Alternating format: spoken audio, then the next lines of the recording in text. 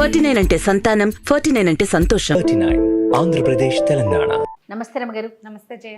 రమగారు ఏదైనా series start చేద్దామా? చిన్న సిరీస్ చెప్తాను. మనం బాగ్దాద్ కథలు చెప్తున్నాం కదా, అలాంటి దాంట్లో మాయావర్తకుడి కథ చెప్తాం. ఓకే. ఈ బాగ్దాద్ నగరంలో మారూఫ్ అని ఒక అబ్బాయి ఉండేవాడు. మారూఫ్ ఇతను ఏంటంటే పాత చెప్పులు రిపేర్ చేసేవాడు. కొంచెం తొందరగానే పెళ్ళయింది. ఏదో చెప్పులు రిపేర్ చేస్తే పావలా అర్థం వస్తుంది, ఏమిటో వచ్చి పడిపోతుంది. వ్యాపారం కాదు, పని. అంతే. పని చేసేవాడికి పని వచ్చితేనే డబ్బు వస్తుంది. ఎప్పుడైనా అంతే కదా, ఏ కాలమైనా అంతేను. అవును. సరే ఏదో అట్ట పని చేసుకునేవాడు. పెళ్ళయింది ఇతనికి. అమ్మాయి పేరు ఫాతిమా. గంప గయ్యాళి, మామూలుది కాదు. డబ్బులు తెచ్చినా తిట్టేది, తేకపోయినా తిట్టేది. ఇంతే తెచ్చామని తిట్టేది, తేకపోతే అసలు రాలేదని తిట్టేది. కొంతమంది ఉంటారు, ఇప్పుడు కూడా ఉన్నారు. అవునవును. అయితే ఇతనికి ఏంటంటే కొంచెం పరువుగా బతకాలన్న కోరిక ఈ మారూఫ్కి. తెచ్చుకున్న పావలో అర్థో మన తిండికి చాలు, గొడవ పడకూడదు, తగాదా పడకూడదు, వీళ్ళు కొట్టుకుంటున్నారు అని చుట్టుపక్కల వాళ్ళు చెప్పుకోకూడదు. కానీ అలాంటి ఆశ ఏనాడు నెరవేరనిచ్చేది కాదు వాళ్ళ ఆవిడ, ఒప్పుకునేదే కాదు. సరే ఒకనాడు ఏమైంది, ఏదో పని చేసుకోవడానికి బయటకు వెళ్తుంటే రొట్టెలు అమ్ముతారు ఆ ఊళ్ళో, బన్నులు లాంటివి అనమాట. నువ్వు ఏం తెస్తావో ఏం తేవో నాకు తెలీదు, సాయంత్రం వచ్చేటప్పుడు బాగా తేనె పోయించి తీపి రొట్టె పట్టుకురా అని చెప్పింది. బన్నులో తేనె పోసిస్తారు. సరే అని వెళ్ళాడు. వాడి కర్మం ఏమిటో, పొద్దున్న నుంచి సాయంత్రం వరకు రూపాయి 10 పావలా కూడా రాలేదు. రూపాయి అనకూడదు, 10 పైసలు కూడా రాలేదు. ఎవరి వాకిట్లోనూ కూర్చుంటే వాళ్ళు ఏదో కాస్త మధ్యాహ్నం ఓ చపాతీ ఏదో ఇచ్చారు, అది తినేసాడు. పెళ్ళామేమి కట్టివ్వల. సాయంత్రం దాకా అయ్యింది, ఏమీ లేదు. చపాతీ తిన్నాడు కాబట్టి ఆగింది ప్రాణం. ఏం చేయాలో తెలియలే. ఇంటికి వచ్చే దారిలో ఆ రొట్టెల దుకాణం కనపడింది. ఆ దుకాణాన్ని చూసేసరికి వీడి కళ్ళల్లో నీళ్ళు రావటం మొదలుపెట్టి, ఇప్పుడు ఇంటికి వెళ్తే అది ఏం గోల్ చేస్తుందో, చుట్టుపక్కల వాళ్ళ పెళ్ళానికి రొట్టె కూడా కొనిపెట్టలేడంటే ఎంత పరువు తక్కువ అని కాస్త బికమహం వేసుకుని ఆ చెట్టు దగ్గర నుంచుంటే కంట్లో నుంచి నీళ్ళు వస్తున్నాయి వాడికి దుఃఖంతో. పరువుగా బతుకుదామంటే ఒక్కరోజు పరువైన రోజు లేదే బతుకులో. ఇలా చింతిస్తుంటే ఆ దుకాణం యజమాని ఏదో గిన్నెతో నీళ్ళు తీసుకొచ్చి చెట్టు దగ్గర పోయటానికి వచ్చి చూశాడు. ఎరా మారూఫ్, ఏంట్రా సంగతి అన్నాడు. అన్నాక ఏమరా అలా ఏడుపు మూతి పెట్టుకున్నావు అనేసరికల్లా, ఏం చేయనన్నా ఒక్క పావలా గిట్టుబాటు కాలేదు ఇవాళ. మధ్యాహ్నం ఆ ఫలానా వాళ్ళు ఎవరో ఒక చపాతీ పెట్టారు, తిన్నాను. మా ఆవిడ ఇంట్లో ఏం చేస్తుందో నాకు తెలీదు, బాగా తేనె పోయించి రొట్టెదే మంది, పావలా అయినా వస్తే నీకు ఇచ్చి తీసుకుందును, 10 పైసలు కూడా రాలేదన్నా ఈ పూట. ఇంటికి వెళ్ళాక అది ఏం గోల్ చేస్తుందోనండి భయంతో ఇక్కడే నుంచున్నాను అనేసరికల్లా అన్నాడు. వాళ్ళకంతే రేపు ఇద్దుగాని లేరా అన్నాడు దుకాణం యజమాని. దాదా రొట్టెలు ఉన్నాయి లేరా, నేను ఇస్తాగా నీకో రొట్టె అని లోపల తీసుకుపోయి ఇతనికి తీర్చడానికి ఏదో ఇంత నలకంత పెట్టి ఇంత రొట్టె తీశాడు బన్ను. అయితే ఏమైంది, తేనె అయిపోయింది దుకాణంలో. తేనె అయిపోయింది. మేము పంచదార పాకం వేస్తున్నాను రా, మా దుకాణాలు అందరూ తినేస్తారు, ఎవరు ఏమనరు, మీ ఆవిడ కూడా పాకం పోసిస్తానని పల్చటి పంచదార పాకాన్ని ఆ రొట్టె నిండా పోసి ఆ పంచదార రొట్టె పుచ్చుకుని మారూఫ్ ఇంటికి వచ్చాడు. ఫాతిమా వాకిట్లో రెడీగా ఉంది. ఏం చేసుకొచ్చావు అని అరిచింది. తెచ్చానే రొట్టె అన్నాడు. ఆ రొట్టె తీసుకుంది ఆవిడ స్పీడ్గా. మొగుడు పొద్దు నుంచి తిరిగి వచ్చాడు, వీడికి అన్నం సున్నం మంచినీళ్ళు కాళ్ళు కడుకోవడం ఏమీ లేవు. అది తీసుకోవడం అంటే అది ఓపెన్ చేయంగానే అరిచొచ్చినాడా, నువ్వు ఇంటి పిచ్చివి తెస్తావా అన్నది. అనేసరికి పిచ్చిదేంటి, మంచి రొట్టె అక్కడ ఫలానా కొట్టు, నీకు తెలుసు కదా, మీ మేనమామకి తోడలుడు కొడుకు వాడిదే కొట్టన్నాడు. వాడు కొట్టయితే ఏంటి, నేను తేనె రొట్టె తెమ్మన్నాను, పంచదార పాకం పోసి తెచ్చావు అని మొదలుపెట్టింది. మీ నాన్న అంతే, మీ తాత అంతే, మీ ముత్తాత అంతే, మీ వంశమే అంతా ఇట్లా దిక్కుమాల సంబంధం చేశారు, ఎందుకు కొరగావు, తేనె రొట్టె తేలేవు పెళ్ళానికి అని తిట్టడం మొదలుపెట్టింది. అక్కడి నుంచి కాదు, వీళ్ళు ఇంట్లో చుట్టుపక్కల వాళ్ళంతా చేరారు. ఏమిటి అన్నారు. అన్నాక ఒకళ్ళిద్దరు అన్నారు, ఏమొచ్చిందే మాయరోగం, రెండు ఒకటే కదా, ఏం పెద్ద తేడా ఉంటుంది, ఆ తేనె అయితే ఏమిటి, పంచదార పాకం అయితే ఏంటంటే నాకు అక్కర్లేదని రొట్టె ముక్కలు చేసి అక్కడ పడేసింది. అంతది. ఇక ఇంకా గొడవ ఆడుతూనే ఉంది. వాళ్ళు మామూలుగా గొడవలు మొదలయ్యేసరికి మనమే ఏం చేస్తాం, అమావాస్య నాడు అట్టేసావా, పున్ననాడు పపేసావా అని అడుగుతుంటాం. ఎక్కడికో వెళ్తాం. మన పెళ్ళైన రోజున, మన పెళ్ళప్పుడు మీ అమ్మ, మీ నాన్న, మీ చెల్లి, మీ అక్క, నువ్వు ఇలాగే తెగ తిట్టిపోసేసి మొగుడిని ఒక ముట్టికాయ కొట్టింది. బతిమలాడాడు, బాగుంటుంది రొట్టె, తినవే అంటే ఏం చేస్తాడు వీడు పొద్దున ఎప్పుడో తిన్న చపాతి ఆవిడ వండుకు తినేసింది, సాయంకాలం స్వీట్ కోసం ఇది దెమ్మంది. ఓహో. ఇక అక్కడ కూర్చొని మెల్లిగా రొట్టె ముక్కలు 4 నోట వేసుకున్నాడు. అయిపోయి అక్కడి నుంచి తెగ తిట్టిందా. మొగుడు మళ్ళీ ఇంకో మొట్టికాయ కొట్టడానికి వచ్చింది. అతను ఒక తోపు తోసాడు. తోపు తోసేసరికి ఇంకేముంది మొగుడు నన్ను చంపేస్తున్నాడని కేకలు పెట్టింది. పెట్టేసరికి చుట్టుపక్కల వాళ్ళంతా మళ్ళీ చేరారు. ఆ అమ్మాయిని కేకలేశారు, వీడిని ఏం కొట్లాటాలు రా, ఇంత కొట్లాడుకుంటే ఎట్లా, ఈ పట్టు విడుపు లేదు మీకు అని కేకలేశారు. ఈ అమ్మాయి ఏం చేసింది, నేను సొంటి పట్టేసుకుంటా, ఆ పట్టేసుకుంటా, ఈ పట్టేసుకుంటా అని చెప్పింది. అసలు దానికి దెబ్బలే తగల, తోసాడు అంతే. అదే 2 మొట్టికాయలు కొట్టింది. 2 మొట్టికాయలు చెప్పాం కదా. అక్కడి నుంచి ఏమైంది, తెల్లారేసరికల్లా పెళ్ళాం ఇంట్లో కనపడలేదు. ఏం చేస్తుందో అనుకున్నాడు. కొంచెం ఆవిడ ఆ పని ఈ పని చేసుకుని సామాన్లన్నీ సరి చేసుకుని మళ్ళీ చెప్పులు రిపేర్కి వెళ్ళాలి కదా. ఆ రిపేర్ సామాన్ల బ్యాగ్ సవరించుకుని వీడు బయటికి వెళ్ళబోతుంటే 2 సైనికులు వచ్చారు. ఈ సైనికులు అన్నారు, పదా కాజీ గారు నిన్ను పిలుస్తున్నారు, మీ ఆవిడ నీ మీద రిపోర్టు తెచ్చిందన్నారు. వీళ్ళిద్దరూ ప్రభుత్వాధికారులు, ప్రభుత్వపు సైనికులు. వీళ్ళు మోసపోయారు అక్కడికి. కాజీ గారి దగ్గరికి వెళ్ళేసరికల్లా వాడు, ఎరా పాపిష్టివాడా, దేవుడిచ్చిన పెళ్ళాన్ని జాగ్రత్తగా చూసుకోవడం రాదు, దీన్ని చేయి విరకొట్టి పళ్ళరాలు కొడతావా అన్నాడు. వీడు నిర్ఘాంతపోయాడు. నేను చేయి విరకొట్టడం ఏమిటండి, నేనేమీ చేయలేదు అమ్మాయిని, నేను అసలు కొట్టలేదు, అదే నన్ను కొట్టింది, నేను తోసాను అంతే, వెనక్కి గోడకి జారబడింది, నేను ఒక్క దెబ్బ కూడా కొట్టలేదండి, నేను నిన్న జరిగిన కథ అంతా చెప్పాడు. ఆ అమ్మాయి చేతికి ఒక కట్టు కట్టుకుని ఇట్లా పెట్టుకునింది, మూతికి ఇక్కడ ఏదో ఎర్రగా ఉంది, రక్తం నేతులు వచ్చేలాగా కొట్టాడు, వీడంతా తేల్చమని కాజీ దగ్గరికి వచ్చింది. అక్కడి నుంచి ఆయన 4-5 ప్రశ్నలు వేశాడు. వీడన్నాడు, ఫలానా రోడ్డు మీద ఫలానా కొట్టువాడు ఉంటాడు, మా వాకిలు ఎదురుగుండానే ఉంటాడు, కావాలంటే వాడిని కేకేయమంటే వాడు ఆధారనే పోతున్నాడు.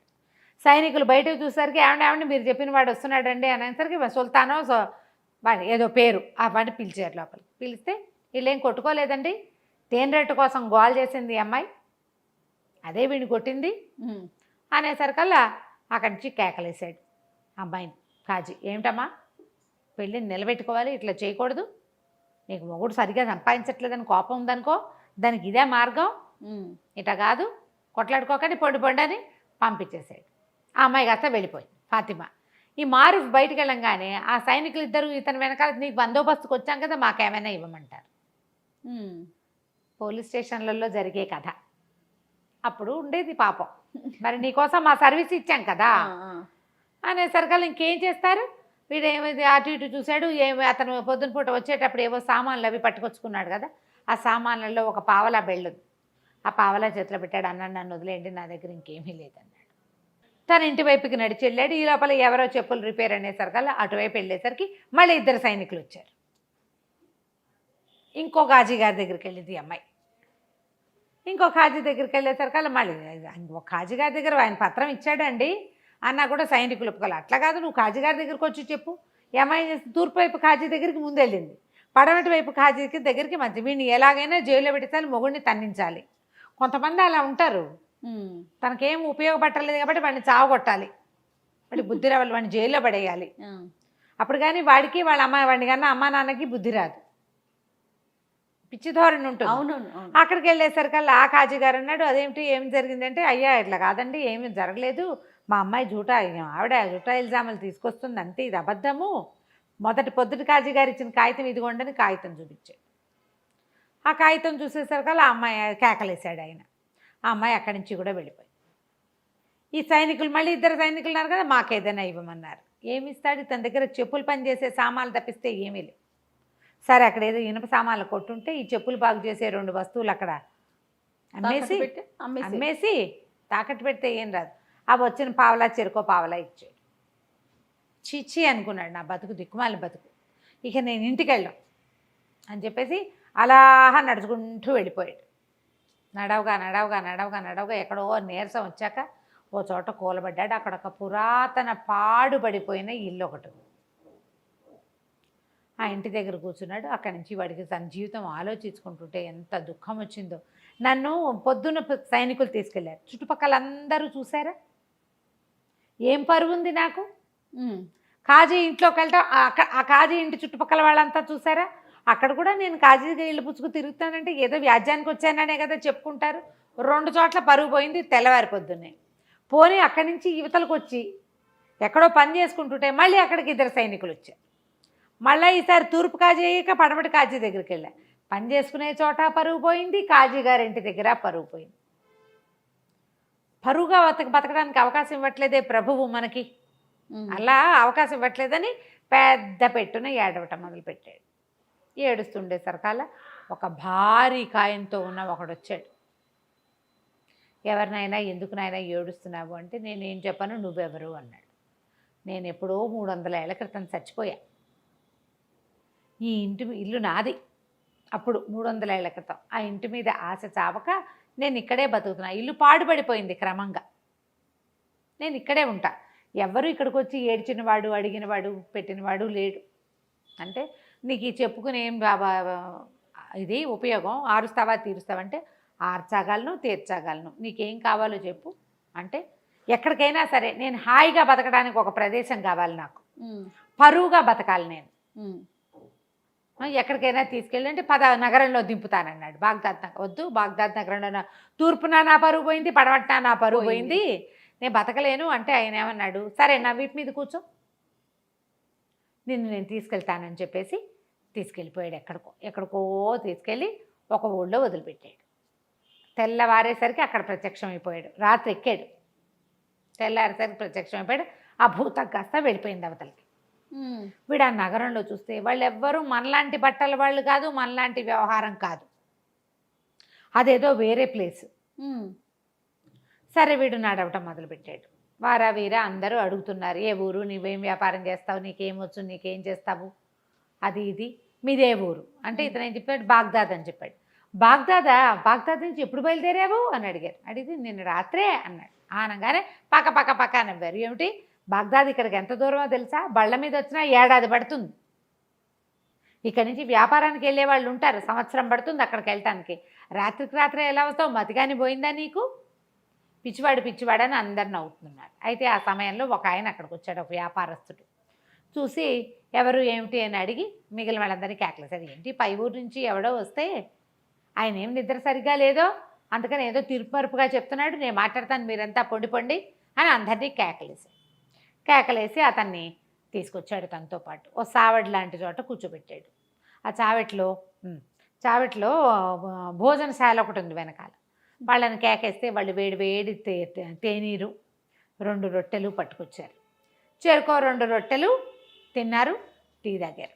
టీ తాగాక అతను అడిగాడు, ఏ ఊరు మీది, ఎవరు ఏమిటి అంటే బాగ్దాద్ నగరం, ఇట్లా పరుగు పోయిందని నేను ఊరు నగరపు చివరిలో శివార్లలో ఉన్న ఒక పాత ఇంట్లో పడుకుని ఏడుస్తుంటే ఓ భూతం నన్ను ఇక్కడ దింపిందంటే ఆయన ఆశ్చర్యపోయాడు. అవునా అనేసి బాగ్దాద్ నగరంలో మీది ఏ ఊరు, ఏ ప్లేసు అన్నాడు. ఎర్రవీధి అంటారు దాన్ని, లాల్ బజార్ అనమాట. ఎర్రవీధి అండి అంటే ఆ ఎర్రవీధిలో ఎన్నో ఇల్లు మీద అన్నాడు, ఫలానా ఇల్లు అన్నాడు. అక్కడక అత్తర్ సాహిబ్ ఒక ఆయన ఉండాలి కదా, అత్తర్ల వ్యాపారం చేసేవాడు ఆయన ఉన్నాడా అన్నాడు. ఉన్నాడు. ఎంతమంది పిల్లలు, ఆయనకు 3 కొడుకులు, ఏం చేస్తున్నారు అన్నాడు. పెద్ద అతనేమో మదరసాలో టీచరు, రెండో అతను దర్జీ, మూడో వాడు చిన్నప్పుడే లేచకపోయాడు, చిన్నప్పుడే వెళ్ళిపోయాడు. నా వయసు వాడే, కాస్త 1-2 ఏళ్ళు పెద్దవాడు. మేమిద్దరం చిన్నప్పుడు కలిసి ఆడుకునే వాళ్ళం. వాళ్ళ ఇంట్లో నుంచి అత్తర్ సీసాలు తెచ్చి ఇచ్చేవాడు మా ఇంటికి. మా ఇంట్లో వాడిచ్చిన అత్తర్ సీసా ఇంకా నా దగ్గర ఉంది. వాడు చాలా మంచివాడు, నా చిన్నప్పటి స్నేహితుడు. అంటే వాడు బాగా నడిచాడు ఆ వ్యాపారస్తుడు. నేనేరా నాయన ఆలీ వాడి పేరు, నేనే ఆలీని. నేను చాలా కష్టాలు పడ్డాను. మా చిన్నప్పుడు వాళ్ళ నాన్న కొడితే ఇంట్లో నుంచి లేచక్కపోయాడు. ఆ లేచక్కపోయిన వాడు అలా తిరుగుతూ ఈ నగరానికి చేరి ఇక్కడ ఉండిపోయాను, ఇక్కడ స్థిరపడ్డాను, వ్యాపారం చేసుకుంటున్నాను, నువ్వు ఒక పంచి.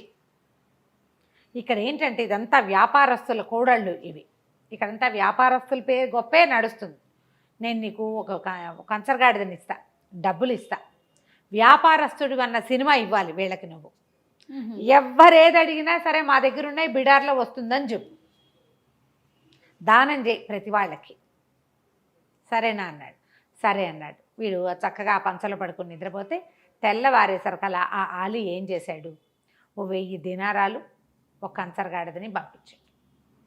ఇతను ఏం చేశాడు, డబ్బులతోటి చక్కగా అక్కడ బజార్లో బట్టలు కొనుక్కుని చక్కటి బట్టలు వేసుకుని, కుర్రాడు కదా ఇతను, బాగున్నాడు, స్ట్రాంగ్గా ఉన్నాడు.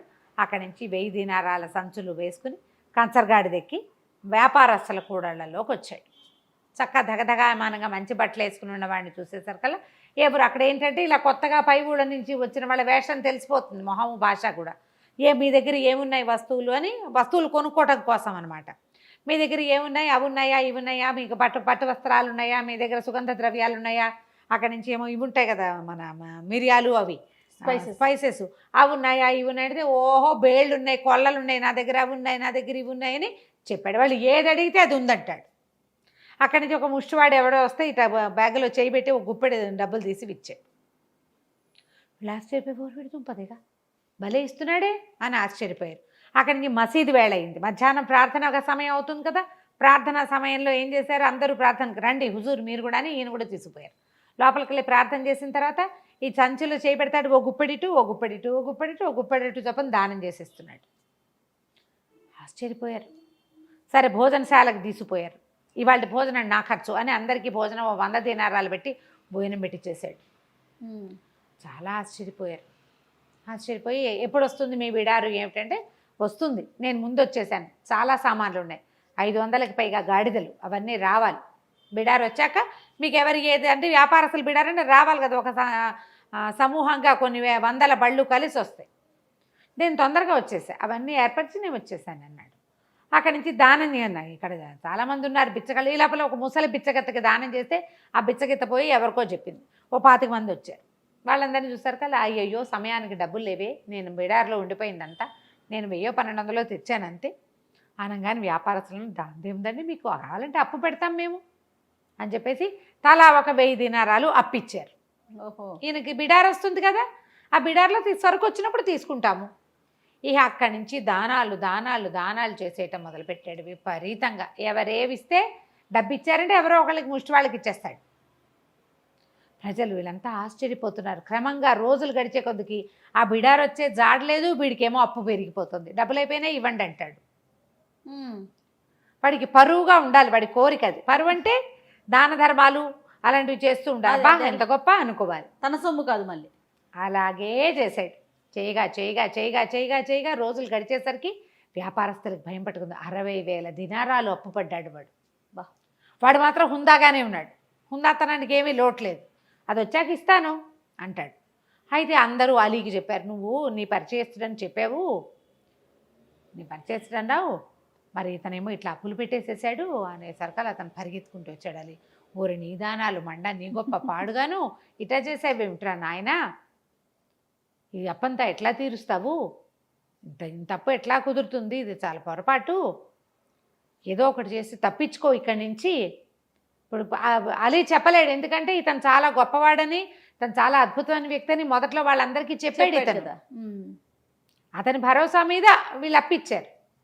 ఇప్పుడు భరోసా పోయింది, వీడి గొప్పతనం అవుతుందో లేదో తెలీదు.